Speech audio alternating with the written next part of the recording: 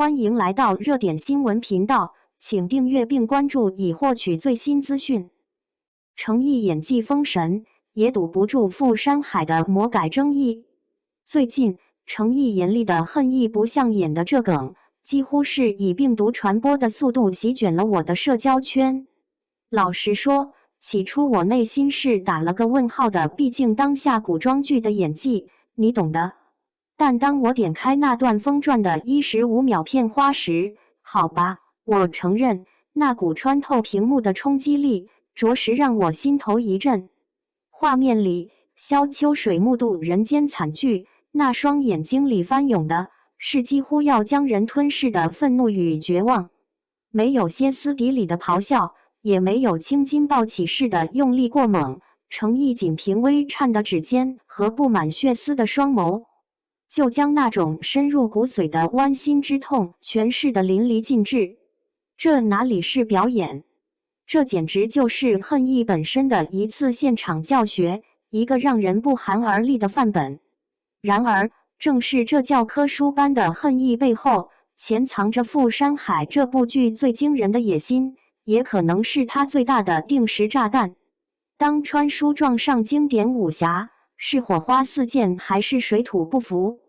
傅山海脱胎于温瑞安先生的武侠名著《神州奇侠》，这本身就意味着他背负着原著粉沉甸甸的期待。但剧组显然不满足于按部就班，他们下了一步险棋引入时下流行的穿书设定，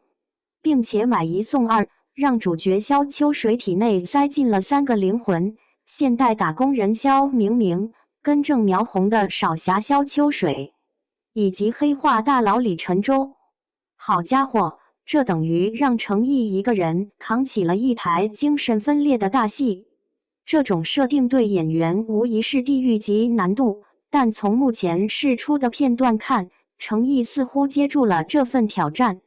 据说他在片场能在3种人格间无缝切换，快到让导演都啧啧称奇。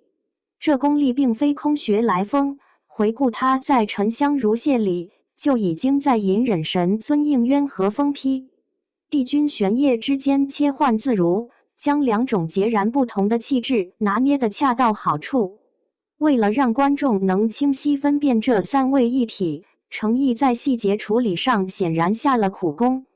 萧明明的涉蓄颓丧感，萧秋水的侠义正气，李晨舟的阴鸷邪魅，据说连握剑的姿势、走路的步态都设计了微妙的区别。这份对角色的精雕细琢，值得一个大大的赞。魔改风波起，武侠的魂还在吗？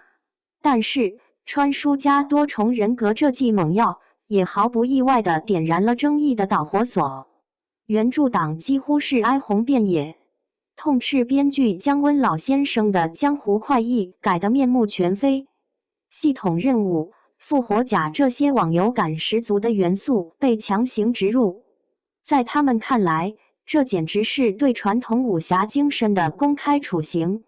当然，也有年轻观众觉得这种融合挺带感，够下饭，够电子榨菜。但我始终认为，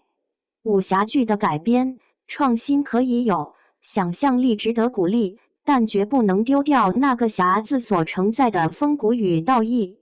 如果抽离了内核，只剩下猎奇设定和工业糖精，那它和流水线上生产的速食网文又有什么本质区别呢？剧组似乎也意识到了剧情改编上的风险，试图在视觉层面找补。号称耗时3年打造了200多件非遗冷兵器，听起来诚意满满。可观众的目光是雪亮的，预告片里宋代风格的建筑上赫然挂着充满科技感的 LED 任务进度条。这种强烈的时空错位感，让人一秒出戏，吐槽这到底是武侠片场还是穿越事故现场。娜扎颜值依旧，演技再成槽点，老牌帅哥能力挽狂澜。让局面更显复杂的是女主角古力娜扎的选角。她在剧中饰演的萧雪瑜，原著为唐芳，剧版有改动，虽然美貌依旧能打，但其表演再次引发了不少讨论。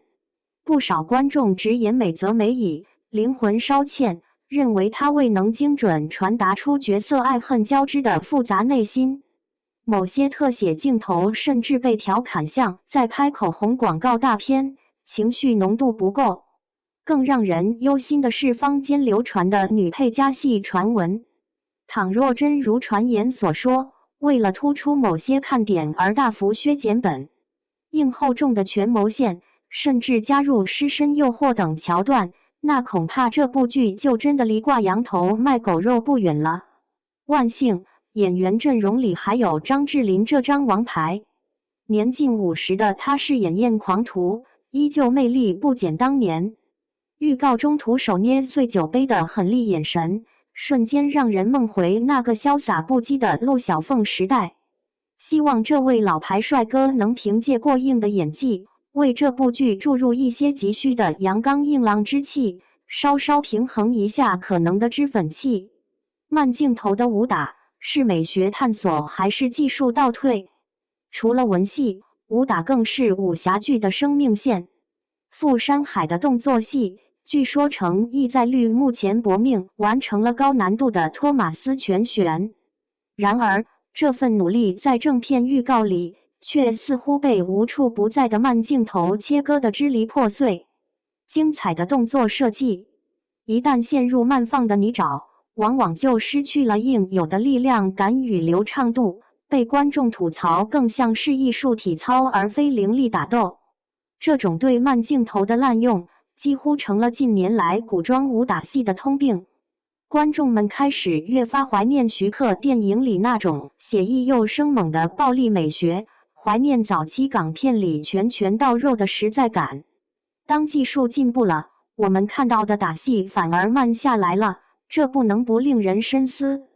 傅山海无疑是一部野心勃勃的作品，他试图在传统武侠的基底上嫁接时下流行的元素，渴望能同时抓住原著粉、演员粉和寻求新鲜刺激的年轻观众。